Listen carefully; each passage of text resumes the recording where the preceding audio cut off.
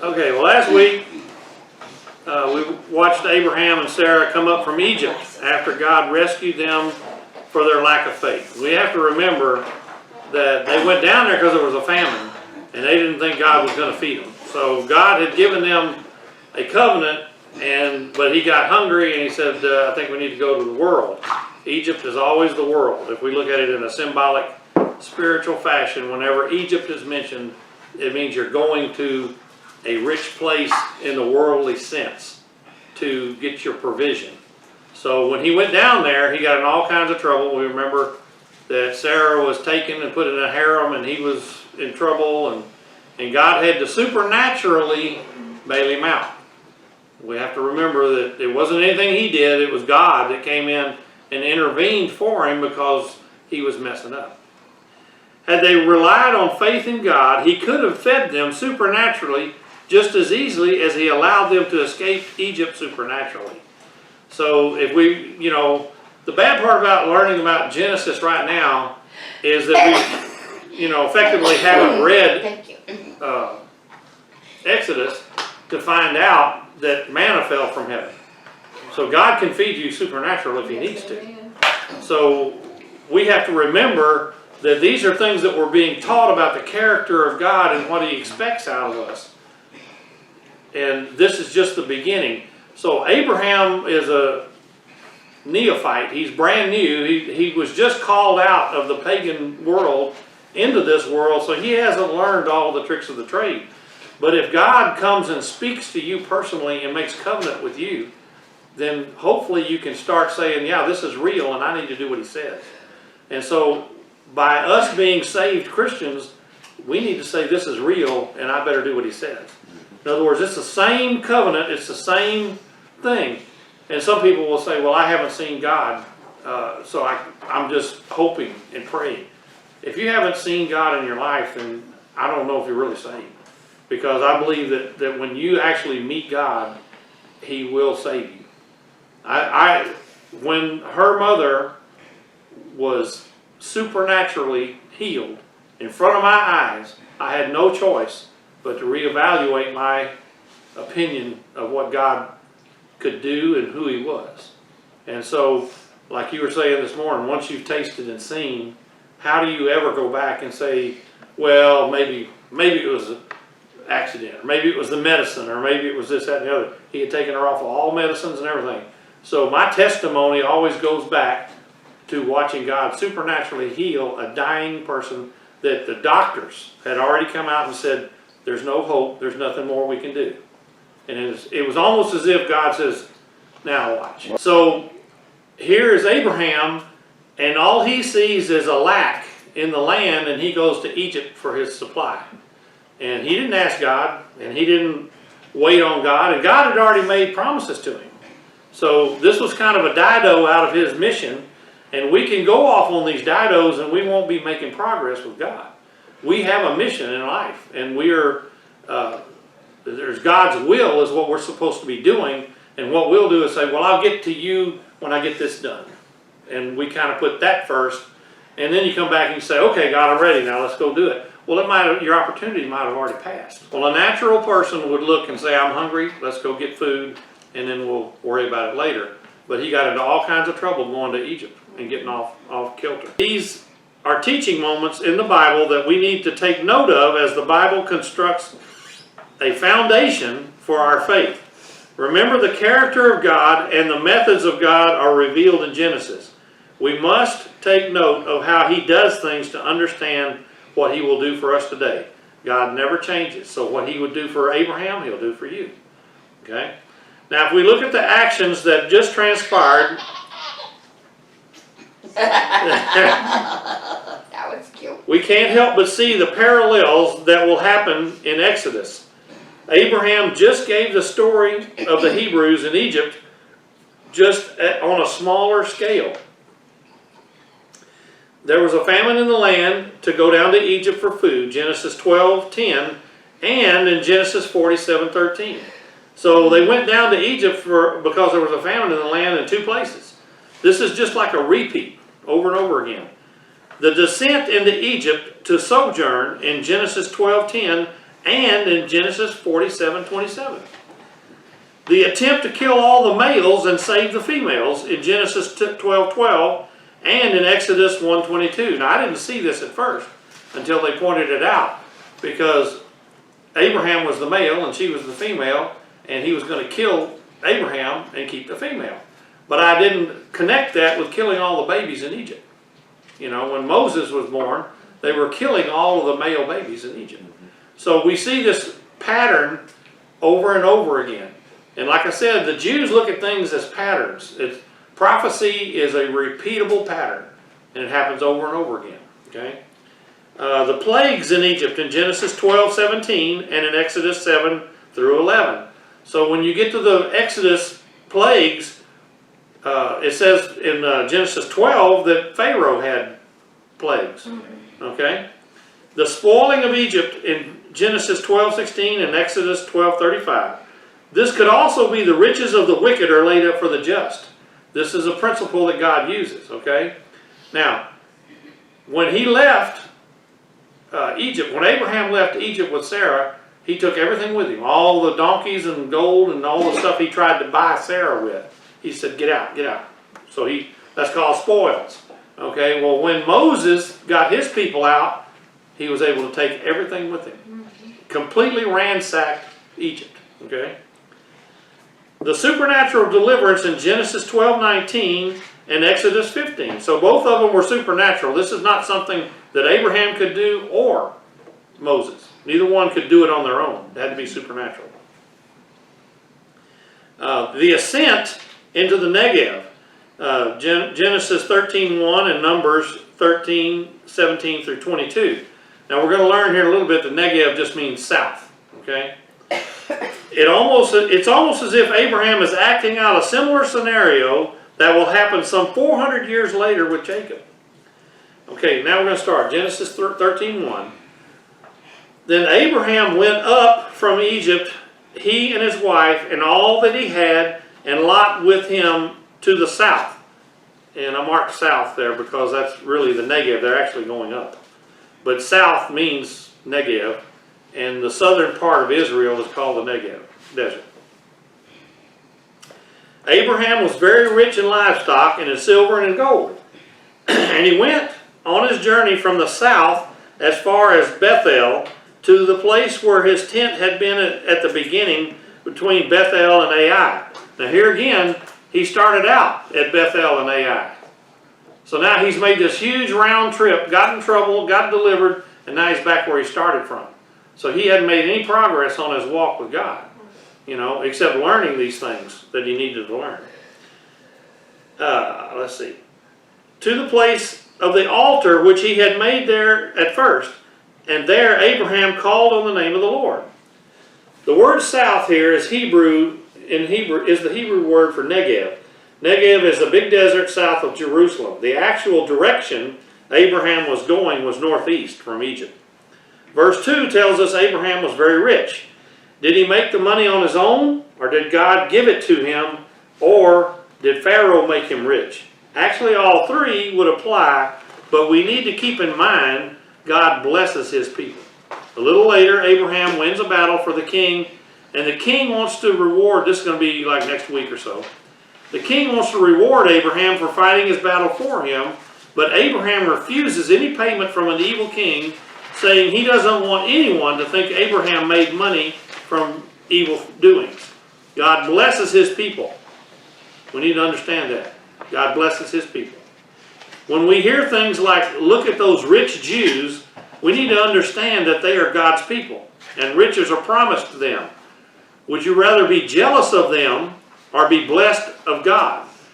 Do what God asks of us and be blessed like them. God is our supply unless you go against his principles. And I brought up this morning in Sunday school that if you look at all the Nobel Prize winners, 3/4 of them probably Jewish. If you look at the movie industry, 3/4 of them are Jewish. If you, Zuckerberg is Facebook, you know, Bezos, Amazon.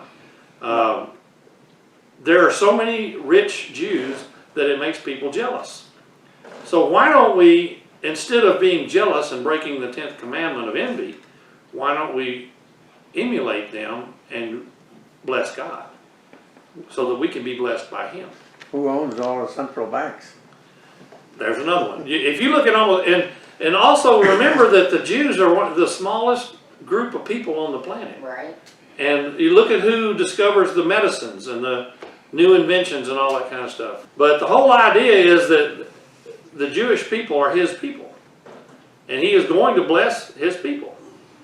And I don't think God cares if you like it or not. So there are conservative Jews and there are liberal Jews. And the liberal Jews are usually the ones that nobody can stand.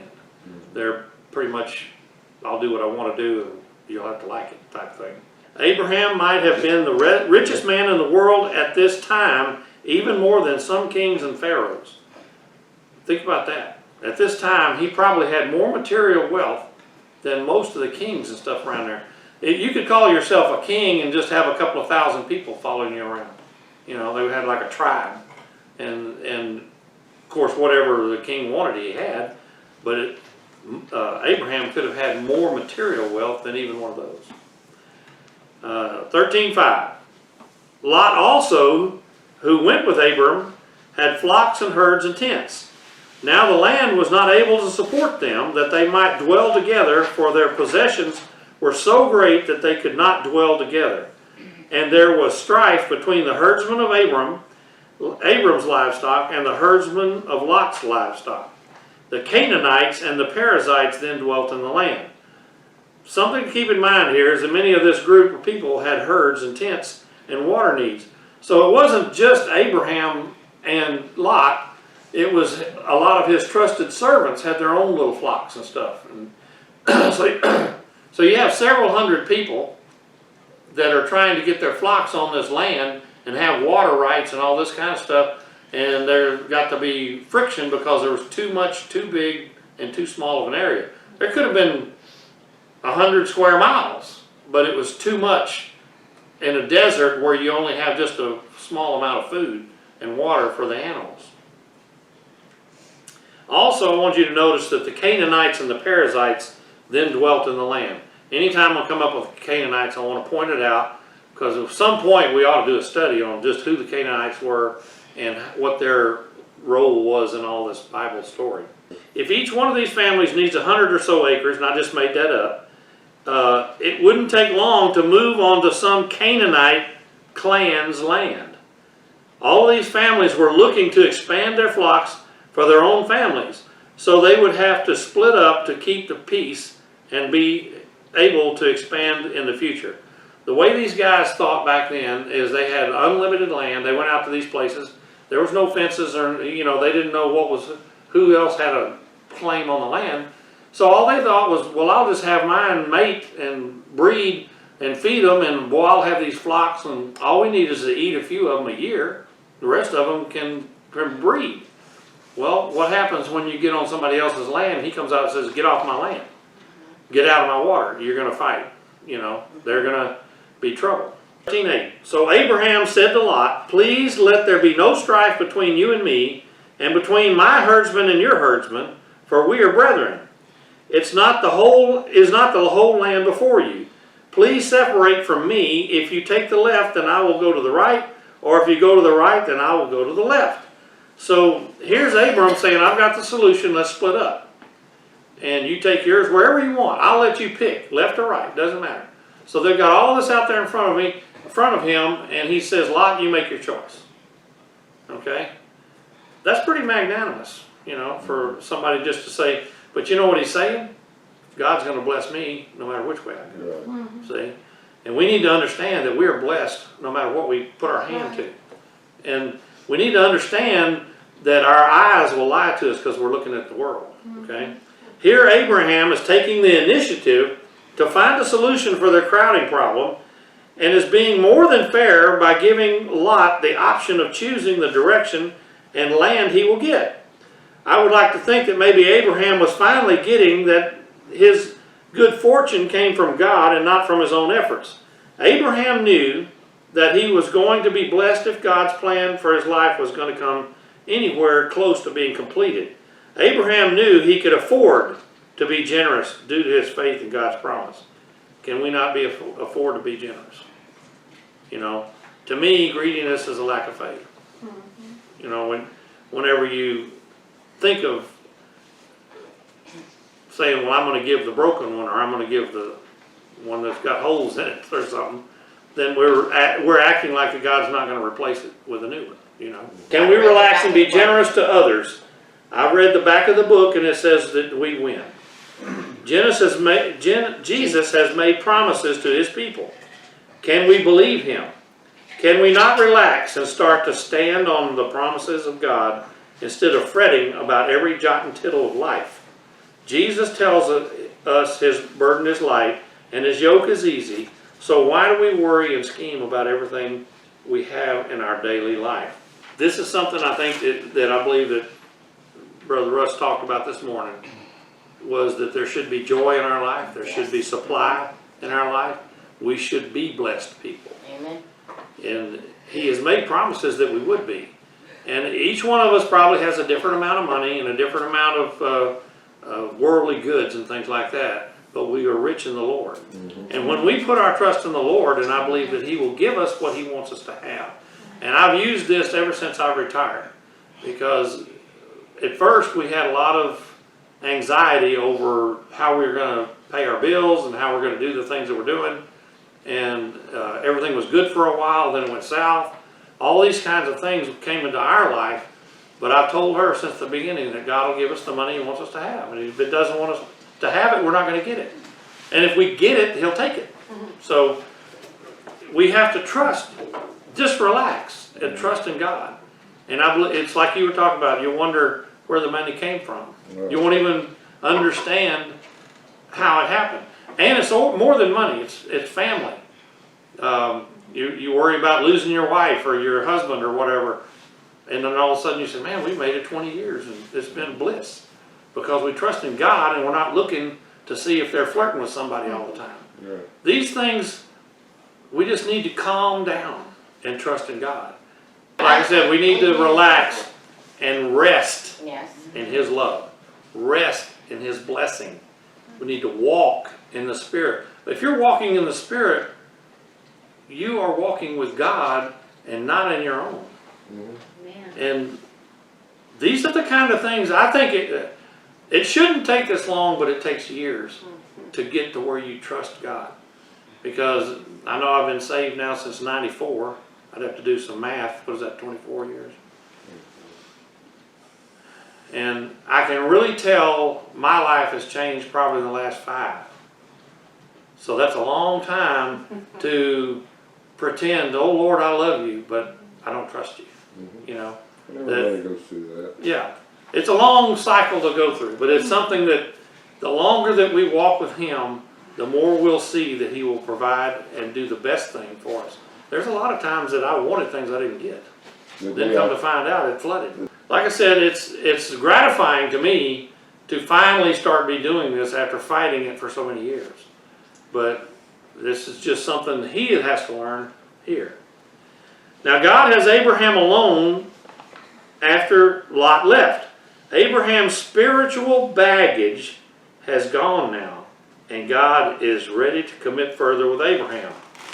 And I wanted to talk a minute about spiritual baggage. Abraham loved Lot. This was his nephew. It's family. He had made him rich, and now he was going to separate from him, hoping that he could make it on his own. There's no reason that he couldn't make it on his own, because his herds and stuff was every bit as big as Abraham's. But Abraham was called on a journey. He was called to do something. All of us are called by God on a mission. If God doesn't have a job for you, you're not listening. There's something wrong. So whatever that job is, we need to be available for him to do that. So if Abraham was taking care of Lot all the time, he couldn't get on with his journey. Now, in our situation, we look at our kids, our family, we have drinkers, we have dope addicts, we have people in jail, all of these things. And I know this is very touchy for people. That I'm not talking about anybody in particular. I'm just saying that there's always baggage in our life that is tagging on to us to keep us pulled away from God's message, what he's doing. And now Lot is cut loose.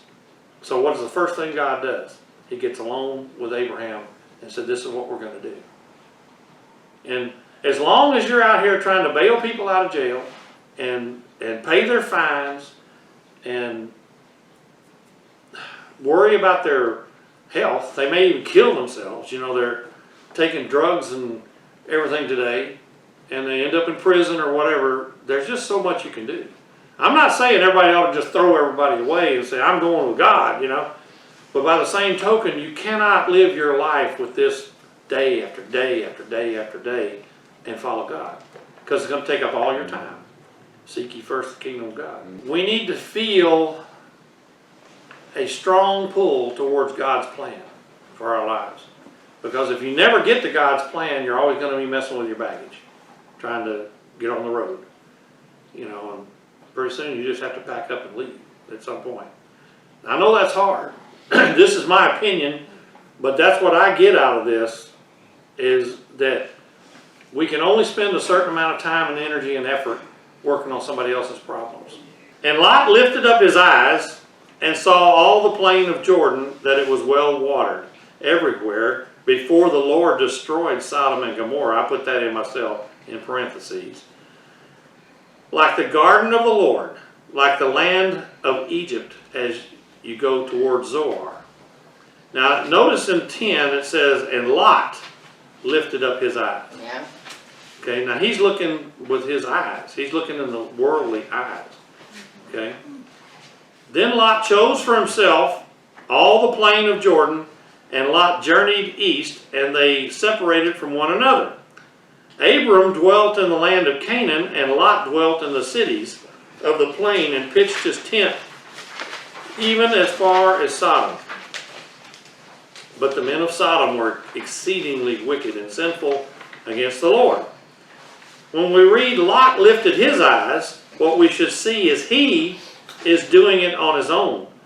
The eyes are a spiritual portal to our souls.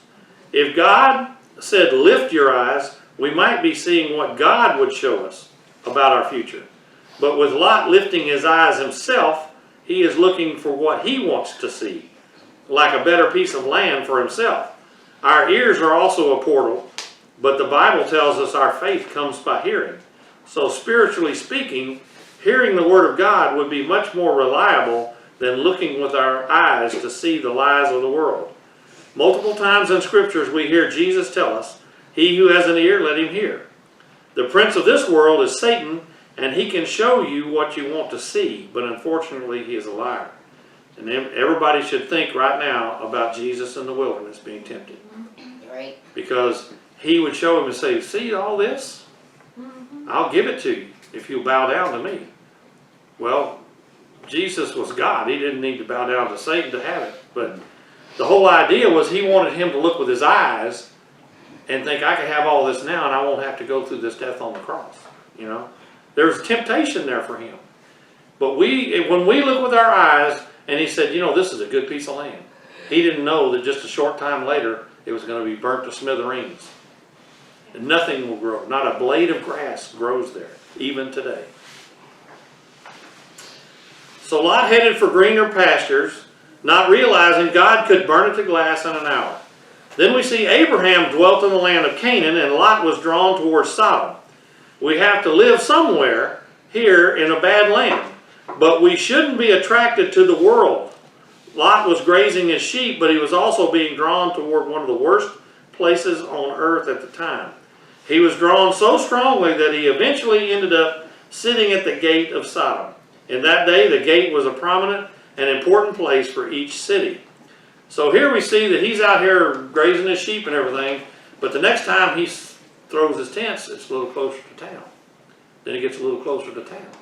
If he's 15, 20 miles from town, it's pretty hard to get to town and for them to come out to him. But if you're 2 miles outside of town, I can go by WO's, you know, tonight and have a little drinky poo, maybe check out some women, see what's going on. Okay, so pretty soon he's sitting on the gate of Sodom as a prominent figure in the town. So he is completely drawn in. And what I brought out this morning, let's say, for instance, that you're attracted to pornography, then why would you want to watch pornography? Because it's going to draw you in. If you're an alcoholic, why do you want to be close to alcohol? Because it's going to draw you in. Eventually, you'll think that I can handle it, I can do this, I can do what I want to do, and I can handle it, and everything's going to be fine. Next thing you know, you're sitting at the gate. You're back where you started from. So Lot was attracted by the Sodom and the lights and the partying going on, and he eventually moved from his tents into the city. As Lot was pasturing his animals outside the city, I'm sure rumors of what was going on in Sodom made its way out to his tents, and instead of being repulsed, he was attracted to Sodom. Pitching his tent toward Sodom means he was growing closer to residing there instead of remaining outside. 13:14. And the Lord said to Abram, after Lot had separated from them, lift your eyes now and look from the place where you are, northward, eastward, southward, eastward, backwards. Northward, southward, eastward, and westward. For all the land which you see I give to you and your descendants forever. And I will make your descendants as the dust of the earth, so that if a man could number the dust of the earth, then your descendants also could be numbered. Now God has Abraham alone after Lot left. Abraham's spiritual baggage has gone now, and God is ready to commit further with Abraham. Now I'm going to give you a hard saying. Many times in our lives, we can't move on following God until the baggage we're dragging around with us is removed. Getting rid of conflicts, weights, responsibilities, and confusion is the only way we can go forward in our spiritual walk with God. One might say, if you're not for me, then you're against me. Or if you're not helping, you're holding me back.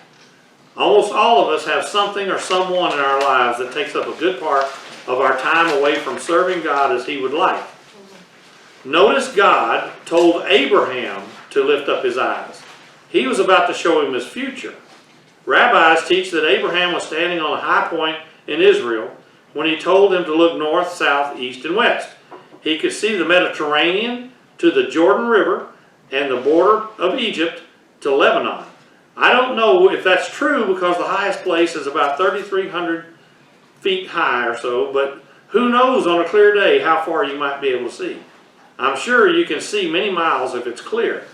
Now he's right there in the middle of the southern part of Israel, and he could see every border that was around there, and the highest place in that area is about 3,300 feet high.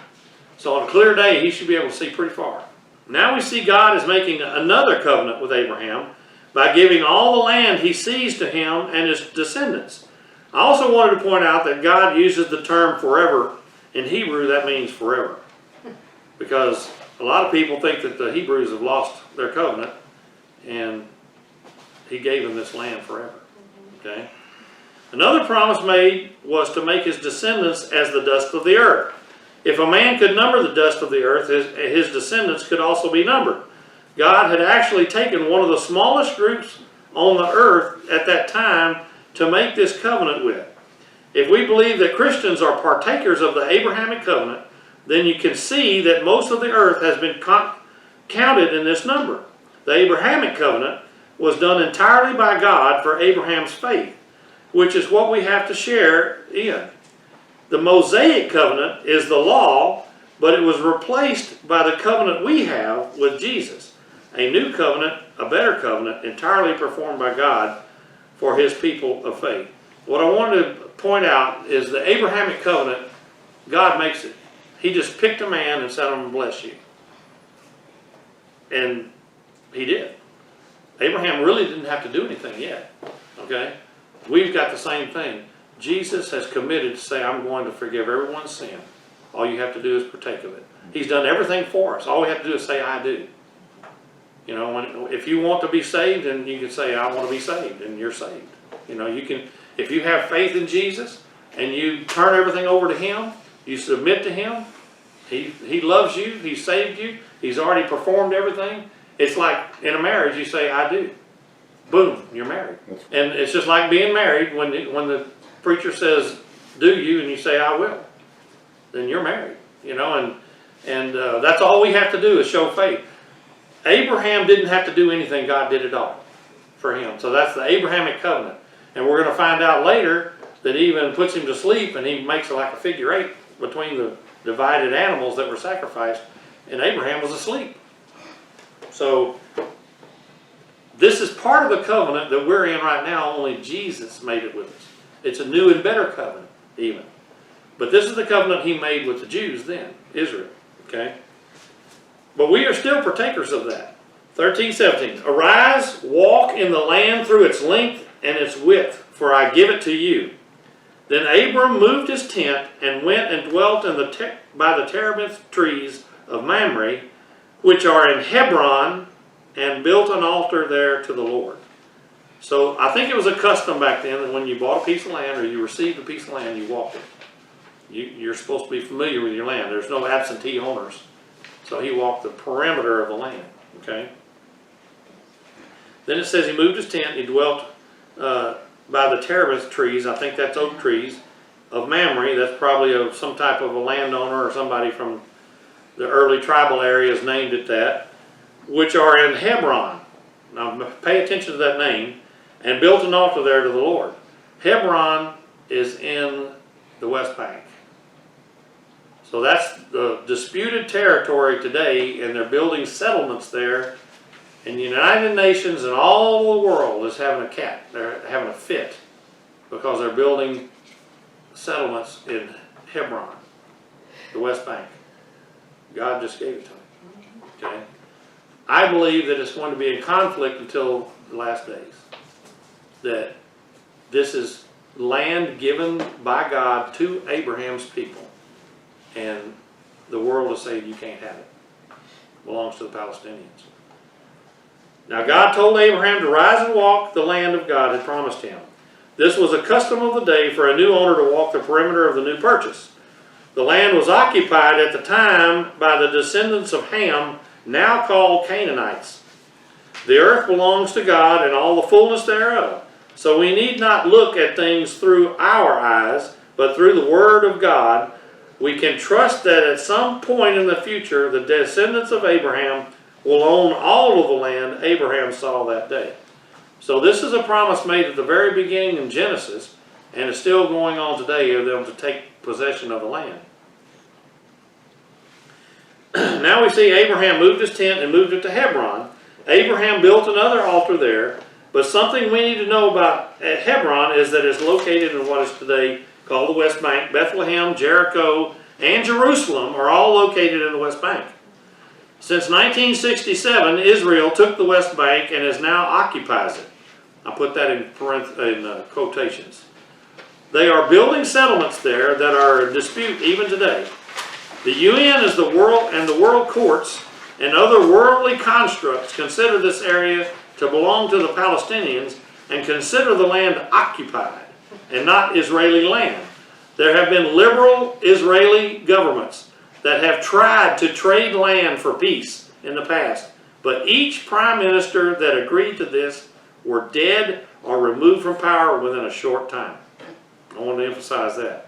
Everybody that agrees to land for peace, to trade the Palestinians, God's land, dies or is removed from power. Okay? But this land is set aside for him alone. Yeah, in my opinion, this land deadlock will last until the coming tribulation days.